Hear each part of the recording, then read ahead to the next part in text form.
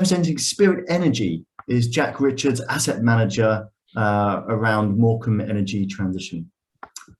Thanks for the introduction and good evening, everyone. Thanks for having me here this evening.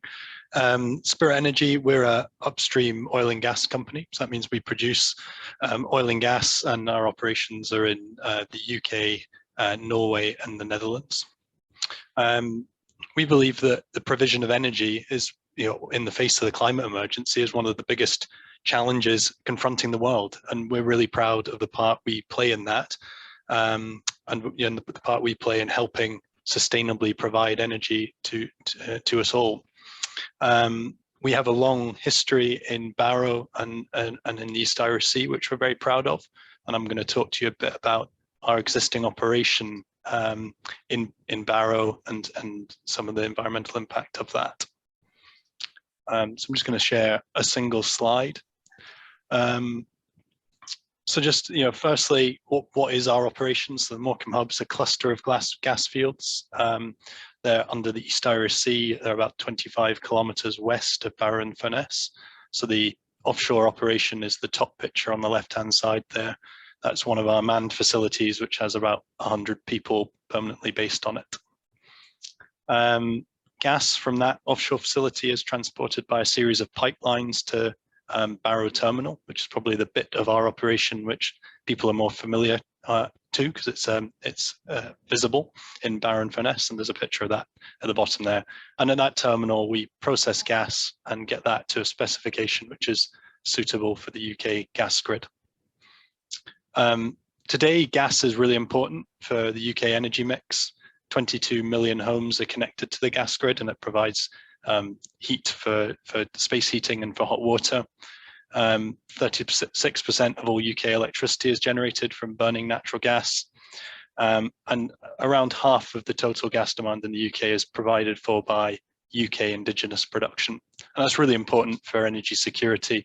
We're seeing a huge amount of pressure on commodity prices at the moment, and that will have an impact on us all on cost of living. So the more we can do to promote domestic production, the more control we have over that supply chain.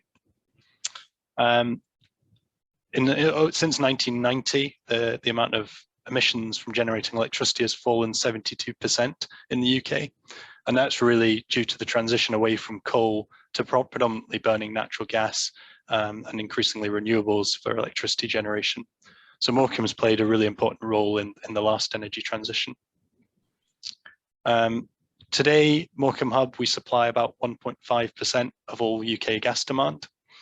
And in doing so, we emit about 500,000 tonnes per year of CO2. And the majority of that's from our onshore operation. And that's due to CO2, which is contained in the gas itself, which we produce and has to be vented to atmosphere. And also in some of our process plant, which consumes energy, and when we burn some of our gas to run that plant. So we have a really good understanding of those emissions. Those are really important metrics to us, and there's lots that we do to try and run our plant as efficiently as possible to reduce those emissions. So our emissions will decline dramatically by the late 2020s, because as it stands, that's when we think our operation will become sub-economic, because the amount of gas we produce is decreasing with time. So it's a finite resource. So eventually the gas in the East Irish Sea will, we will have produced all of the economic volumes and we'll reach the end of life. And now my role is really focused on what's the future of Morecambe Hub beyond the late 2020s, and what role can it continue to play in the energy transition. And with respect to that, we're really excited about the potential to store large volumes of CO2, of carbon dioxide, in the depleted gas fields. So the large reservoirs under the East Irish Sea are in essence, large tanks which we can store CO2 in. So-called carbon capture and storage.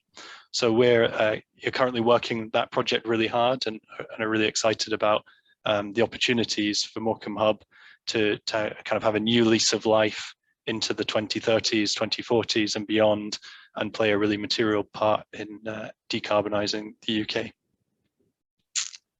And with that, I think I'm out of time. Thank you.